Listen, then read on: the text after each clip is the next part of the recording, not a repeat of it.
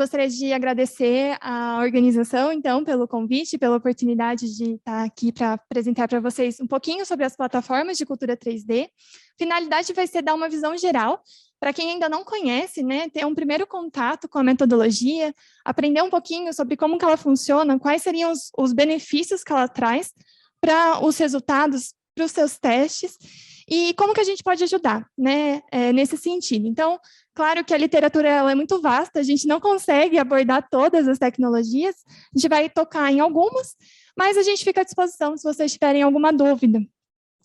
Podem nos perguntar.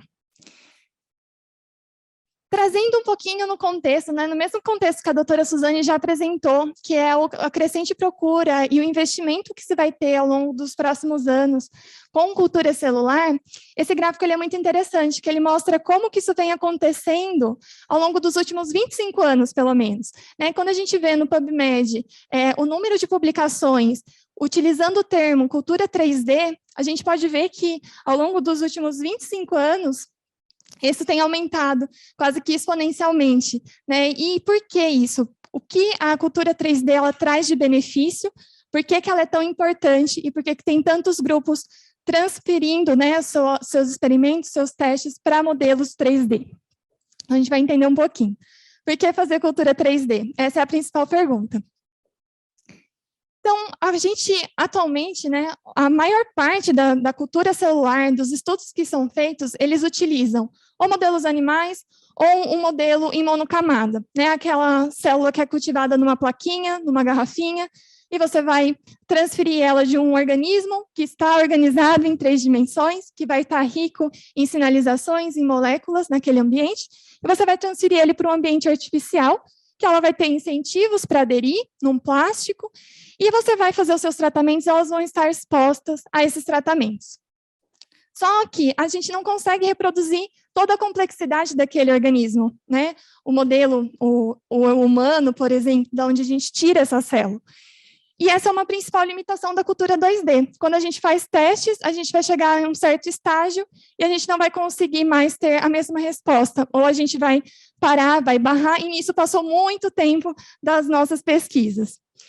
Já o modelo animal, ele também tem as suas vantagens, ele trouxe muitos avanços de conhecimento, é muito utilizado ainda numa fase pré-clínica, né, para a gente conseguir uma seleção de drogas, por exemplo, mas o modelo animal ele também não reproduz o organismo humano completamente, ele tem a importância fisiológica, né, daquele teste que está sendo feito, a complexidade daquele resultado, mas ele também vai ter essa limitação de não conseguir reproduzir 100%.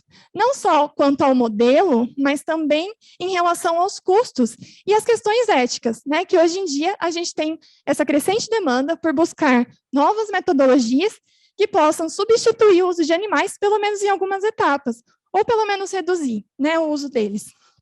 Então, essa é uma forma que a cultura 3D ela pode contribuir. Você pode inserir ela durante um estágio da sua pesquisa, por exemplo, né, e obter resultados melhores em menos tempo. Quando a gente faz uma comparação das características que a cultura 2D e a cultura 3D apresenta, se a gente for ver, né, em questão de suporte, onde essas células estão ancoradas, como eu já expliquei, a cultura 2D ela vai estar lá numa garrafinha, numa plaquinha, né? E a gente vai ter um plástico que vai ser modificado para que as células vão se aderir a ela. Na cultura 3D, isso vai ser feito através da matriz extracelular. Ela é um componente importantíssimo para as células, para as sinalizações, para a fisiologia da célula e as atividades celulares. E ela está praticamente ausente na cultura 2D. As células não têm estímulos para produzir essa matriz extracelular. Enquanto na cultura 3D a gente consegue. Passei. Perdão. Voltando, aqui, não só na questão da matriz, né?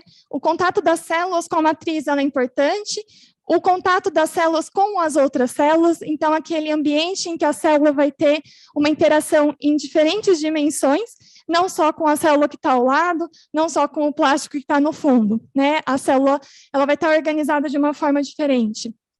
A gente vai ter também a susceptibilidade dessa célula a tratamentos. Quando a gente pensa, então, no screening de drogas, as células vão estar praticamente igualmente expostas àquelas terapias, e isso não acontece no organismo, né? A gente tem as questões de difusão, o acesso diferencial das células aos tratamentos, e isso que interfere na resposta em si. Quando a gente pensa, então, numa das aplicações, por exemplo, que é a descoberta de drogas, né, isso leva muito tempo, são muitos anos, desde o estabelecimento de uma molécula-alvo até você encontrar uma terapia de fato, e isso envolve não só o tempo, né, que ele é investido, mas também a terapia em si, os custos que isso vai gerar. Então, se a gente consegue usar um modelo que você vai conseguir extrair um resultado melhor em menos tempo, isso vai ser favorável, você vai conseguir gerar uma terapia mais rápido também. Porque o que acontece? Aqui, atualmente, são utilizados culturas 2D, que vão selecionar, você vai testar, às vezes, mais de um alvo, né? São vários alvos, normalmente. Você vai escolher alguns que apresentaram bons resultados e vai passar para animais. E aí você vai ter uma quantidade de animais, né? Quem trabalha com sistemas em vivo sabe como que é, né? É trabalhoso manusear animais. E aí você vai passar, então, para testes clínicos e aí sim chegar numa terapia. Se a gente consegue incorporar uma cultura 3D nesse processo, você vai conseguir selecionar muito melhor. Porque muitas vezes você já vai conseguir trabalhar com uma célula que ela é uma célula humana, por exemplo. Então, você já vai conseguir fazer um teste e avaliar uma resposta, como que ela vai responder àquela substância direto numa célula humana. E quando você seleciona, consequentemente, o número de animais também, se você seleciona melhor o número de alvos, você vai diminuir a quantidade de animais que seriam utilizados. Não só no sistema de seleção de compostos, né, de novas terapias, mas também na medicina personalizada, que ela tem crescido ao longo dos últimos anos, como uma opção para você otimizar o tratamento dos pacientes oncológicos, por exemplo.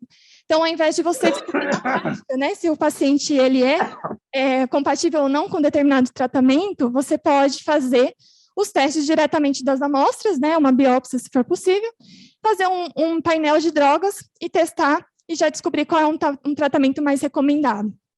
Então, essa também é uma das opções de aplicação. Quais características que um esferoide, uma cultura 3D, ela apresenta que torna ela uma metodologia interessante para se utilizar? O que ela tem de diferente? Por que ela é tão importante? Eu separei 4 principais características, e elas são todas interligadas, interconectadas, porque uma é consequência da outra.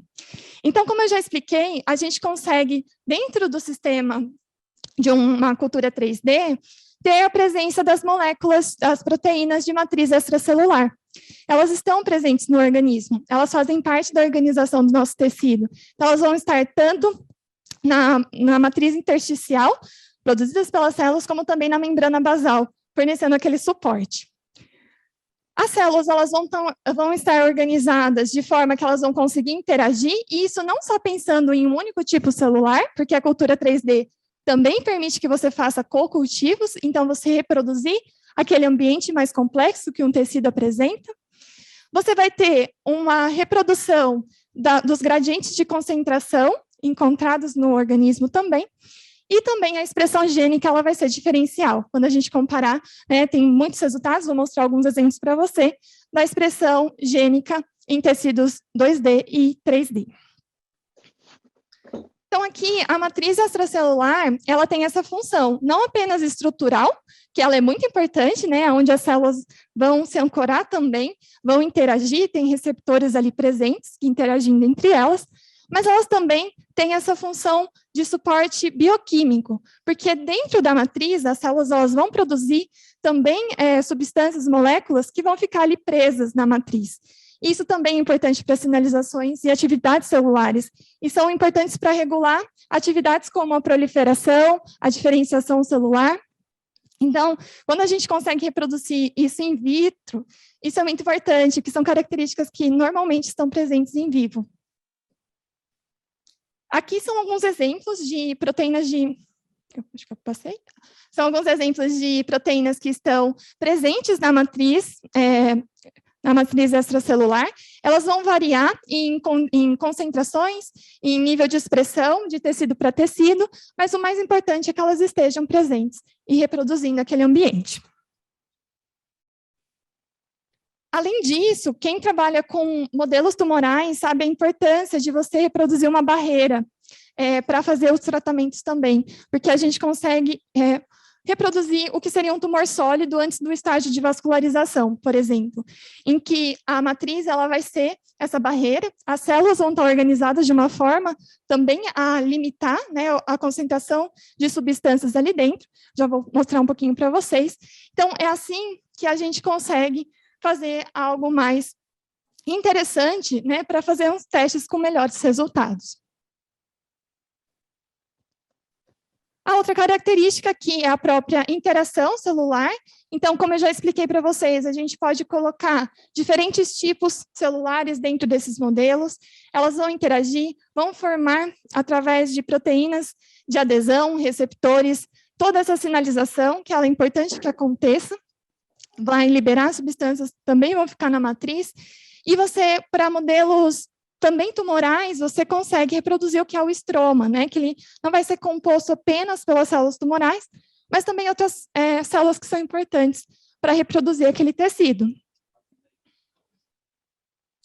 Essa imagem é uma imagem que eu gosto bastante, porque ela ilustra muito bem quão diferente é a adesão das células, quão diferente é a presença dessas proteínas de adesão em um modelo 3D, em um modelo 2D, em um modelo in vivo. Então, aqui a gente tem um modelo, a primeira coluna são células, é um corte, né? É uma imagem de um tumor. Esse aqui, obrigada. Mas aí o pessoal não vê, né? Muito obrigada. Perdão, voltando. Então, esse daqui, na primeira coluna, ele não está funcionando. A primeira coluna, ela é um tecido, então, que é de um xenoenxerto, que é um tecido tumoral que foi implantado em um animal, né, para quem ainda não conhece o termo. Ele é como se fosse um tecido em vivo, então, e aí a gente faz a marcação de uma proteína de adesão, que é a enicaderina, e quando a gente compara com a imagem de uma cultura 3D, que é a coluna do meio, aqui foi feito com a tecnologia de levitação, a gente consegue ver que o padrão é muito parecido, né? A expressão e distribuição desses receptores, dessas proteínas. E aí, quando a gente compara com a última, que é uma cultura 2D, a gente vê que é muito menor, né, a presença dessas proteínas. Juntando as características que a gente tem, tanto da interação, da organização celular e também da presença da matriz, né, criando as barreiras, a gente consegue criar como se fossem gradientes de concentração. Essas células elas vão ter acessos diferentes às proteínas e substâncias que estão no meio. Então, isso vai interferir diretamente na proliferação, né, e criar, então, células que estão mais na extremidade dessa cultura, elas vão ser mais proliferativas, enquanto as células que estão mais ao centro, elas vão ter um acesso mais limitado. E não só isso, o metabolismo delas vai ser variado, a gente vai ter uma tendência a produzir metabólitos que vão ficar mais concentrados numa região. Quem também faz estudos tumorais sabe da importância de reproduzir esse centro necrótico, né, uma condição de hipóxia das células, porque isso também está presente num tumor sólido, por exemplo.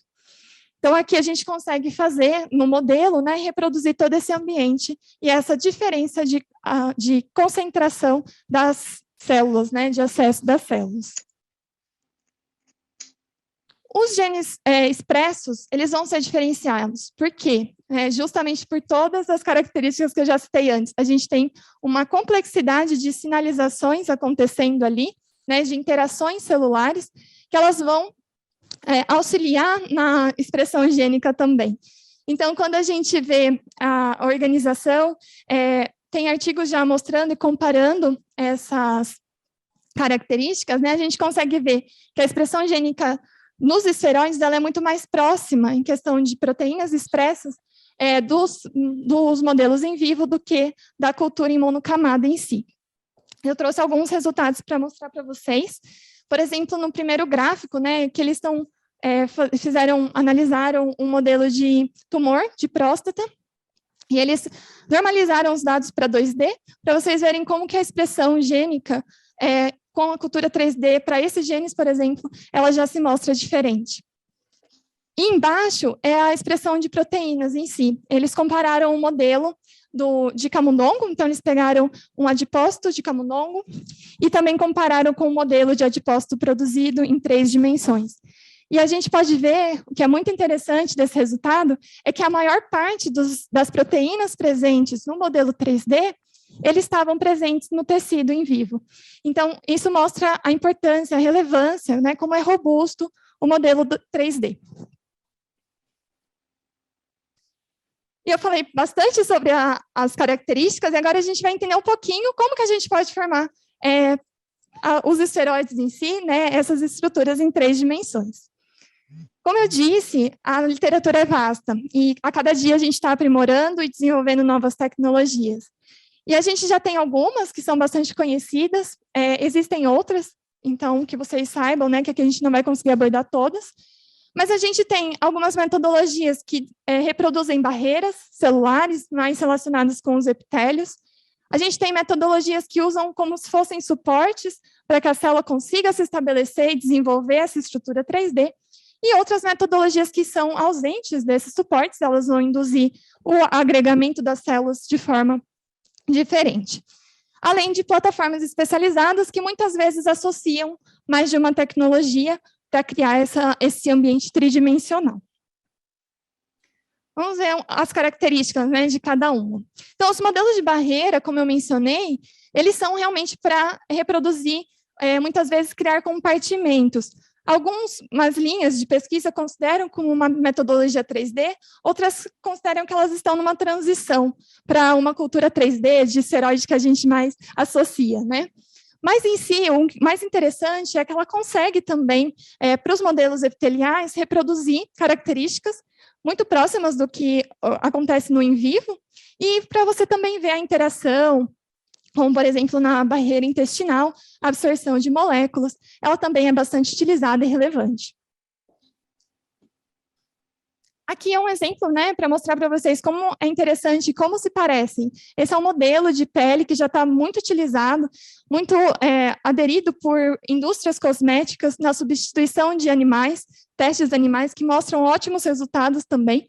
Vejam como as características, né, a diferenciação das células, a estratificação da epiderme, ela é muito próxima da real, e ela é muito utilizada, ela é uma das tecnologias que agora tem sido uma modificação, né, uma transição.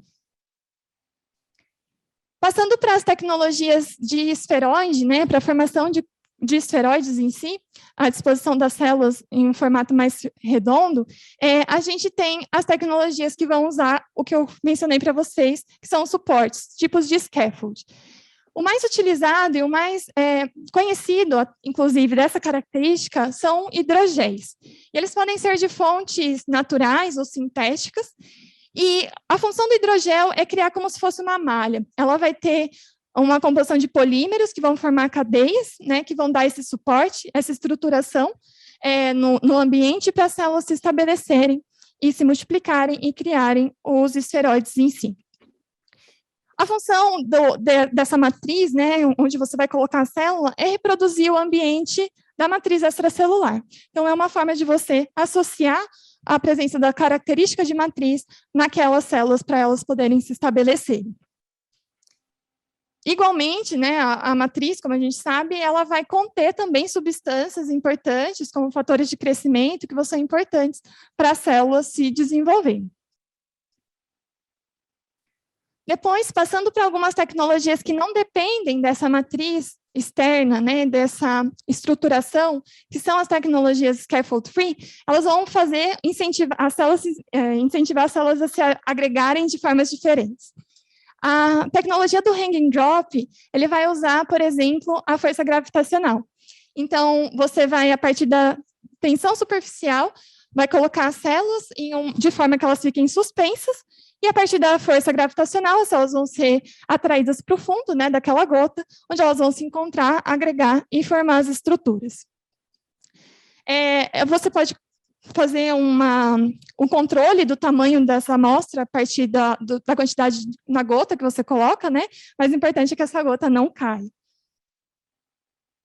A gente tem uma outra tecnologia também, né, conhecida, que é a de flutuação forçada, em que você impede que as células vão se aderir naquela superfície. Na placa 2, no monocamada, ela vai grudar, né, ela vai aderir lá na superfície da plaquinha. Aqui a gente vai usar uma tecnologia que vai impedir das células se aderirem naquela superfície, ela vai ficar repelida. E com essa atividade, as células vão se agregar e também estabelecer uma cultura 3D. Isso também é uma técnica bastante utilizada. E você pode induzir a união das células por centrifugação, mas não são todos os protocolos que fazem dessa forma. Depois nós temos também uma variação dessa metodologia, que é utilizando uma placa com micropadrões. Então, em cada pocinho, ela vai ter como se fossem pequenas divisões, né, estruturadas, são placas personalizadas no geral. E aí você, quando cultiva as células, elas vão decantar e elas vão ficar paradinhas. Voltando. Aqui. Perdão, elas vão ficar, então, nesses pequenos espaços onde elas vão se encontrar e também se unir formando um esteroide. O que acontece? Para elas aderirem, essa superfície também ela é uma superfície repelente. É importante que elas tenham essa forma para que as células possam se manter no esteroide. Elas podem ou não interagir, né, entre os diferentes pocinhos. Eu posso passar? Obrigada. Já essa outra tecnologia é uma tecnologia da Grêmio, que é a tecnologia de cultura 3D magnética. Então, ela também é uma tecnologia que não usa um scaffold, ela vai fazer as células se atraírem através do magnetismo. Então, para a gente fazer isso, a gente magnetiza as células utilizando nanopartículas magnéticas, e a gente vai utilizar uma superfície que também é repelente, para que essas células não vão se aderir, né, na superfície, e a gente vai colocar um ímã que vai atrair elas, de forma que elas encostem, né, se encontrem e iniciem a produção de matriz extracelular. A gente tem duas formas para fazer essas estruturas, que é por levitação ou por bioimpressão. E aí, os detalhes maiores da tecnologia, né, muito interessante, eu convido vocês a presenciarem a palestra amanhã do criador da técnica, que é o Dr. Glauco, que está aqui presente, e amanhã ele vai falar um pouquinho mais para vocês. Eu trouxe um vídeo para ilustrar como o processo é feito, né, para vocês verem como é uma metodologia simples também de se utilizar e muito rápida para formar os esteroides.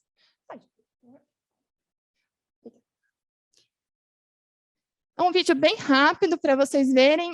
Aqui são os materiais que são utilizados. A gente parte de uma cultura 2D, que já né, a gente tem no laboratório. Vamos magnetizar as células com as nanopartículas e deixá-las incubando.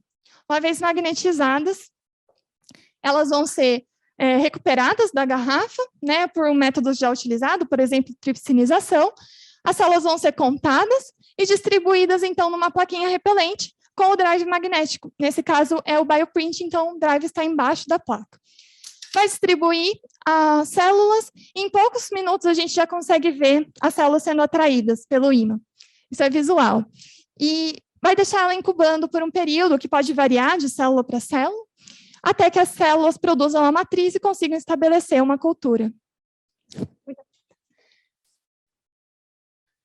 Então, eu convido vocês a participarem amanhã da palestra para conhecer mais sobre a metodologia com mais detalhes do Dr. Glauco, vai ser amanhã às 9h30.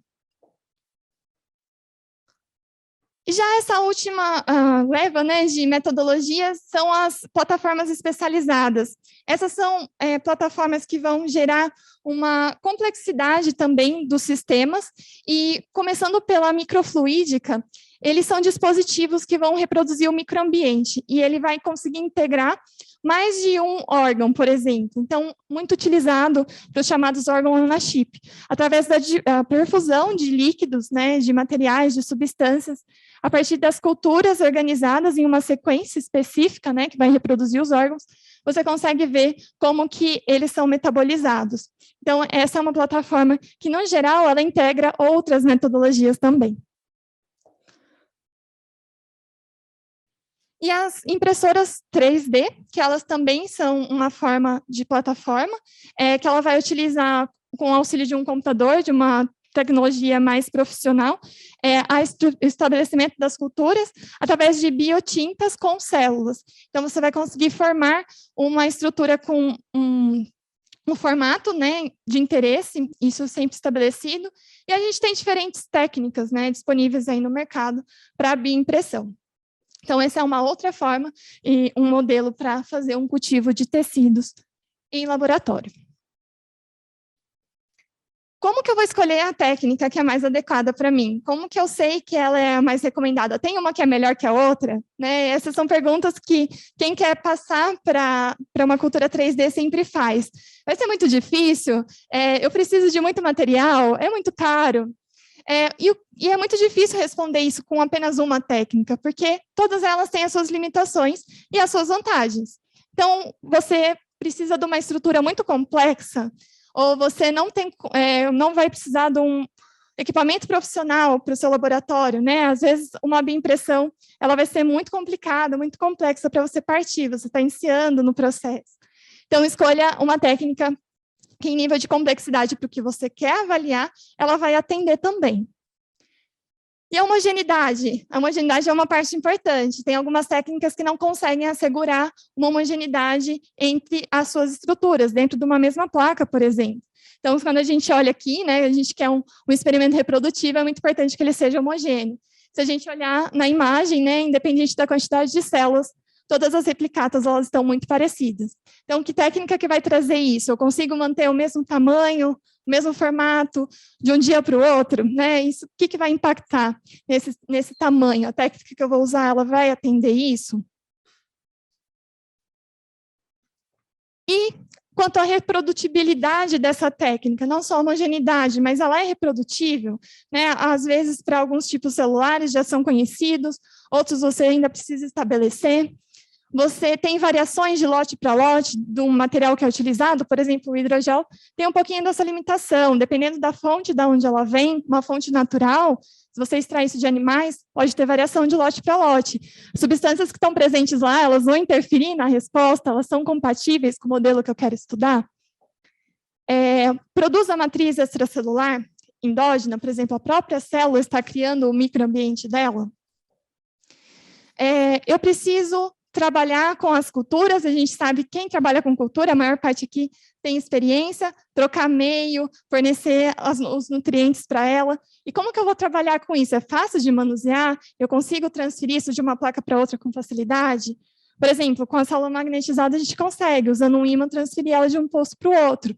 Né? Então, quanto que vai ser trabalhoso adaptar essa metodologia no meu laboratório? Você tem que pensar em mecanismos que facilitem o seu trabalho também.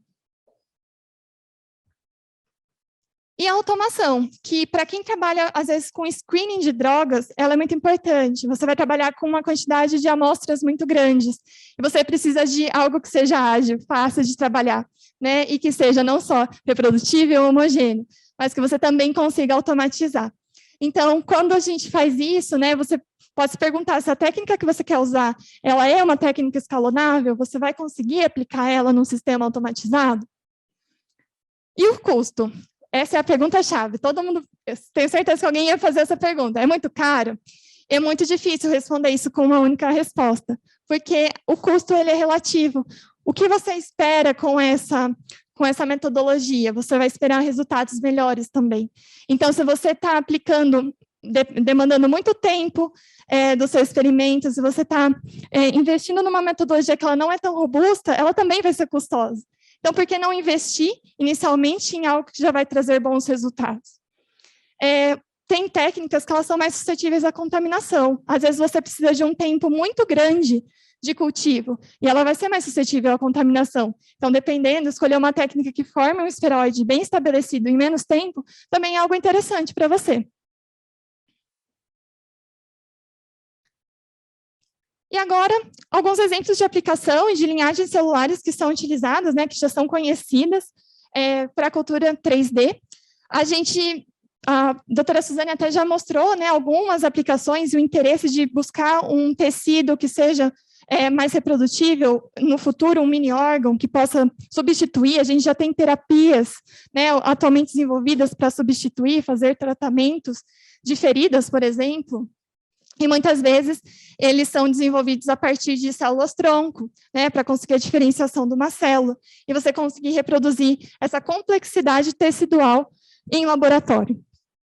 A gente tem também os estudos, né, de cânceres tumorais, que é uma grande área de aplicação da cultura 3D. Já tem muitos trabalhos falando sobre isso, mostrando a importância desse modelo para os estudos, para testes de tratamentos também, e como que as características da cultura 3D elas são importantes, né? Como eu disse, a hipóxia, o pH diferenciado, os metabólitos presentes. E o screening de drogas, que também é uma área muito interessante, né? Como a gente já viu lá no começo da apresentação, para o desenvolvimento de novas substâncias, para você ganhar mais tempo, conseguir uma resposta mais robusta, fazendo com um modelo que já é mais próximo do modelo humano. E eu posso utilizar as mesmas técnicas que eu já faço na minha cultura 2D, numa cultura 3D? A resposta é sim, mas tem que otimizar, porque a gente sabe que agora no mercado, até pela procura, tem se aumentado o número de reagentes e de substâncias, de anticorpos, metodologias e protocolos otimizados para culturas 3D, mas alguns a gente precisa otimizar. Por exemplo, pelo fato de existir a matriz extracelular, o modelo, os estudos com citometria de fluxo, elas são possíveis, mas você precisa, de alguma forma, separar essa estrutura para conseguir passar no fluxo sem entupir, né? Então, por isso que eu falo, você tem que otimizar. Você vai conseguir caracterizar o seu esferoide igualmente, vai conseguir fazer uma fluorescência nele, mas você tem que otimizar um pouquinho, às vezes o tempo, às vezes o formato, né, onde você vai deixar ela incubando. Isso pode variar.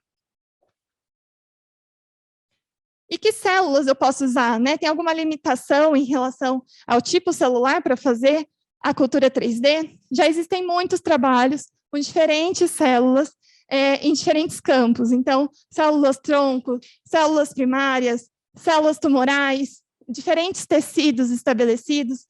E isso vocês vão encontrar na literatura, né? Um auxílio, uma orientação do que é possível ou não. Mas, no geral, as técnicas elas são adaptáveis. Né? Não, você vai precisar encontrar aquela que funciona para o seu modelo. Tem técnicas que são mais abrangentes, por exemplo.